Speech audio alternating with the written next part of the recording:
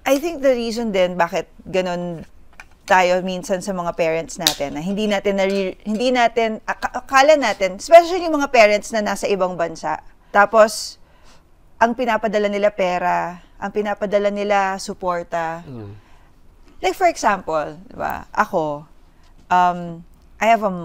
my mom used to be an OFW. And minsan na-equate mo yung pagmamahal nila na parang they're not giving you enough love kasi wala sila with you. Yeah. But for them, the mere fact that they are giving gifts, they are doing acts of service, they are working to provide, that's their language of love.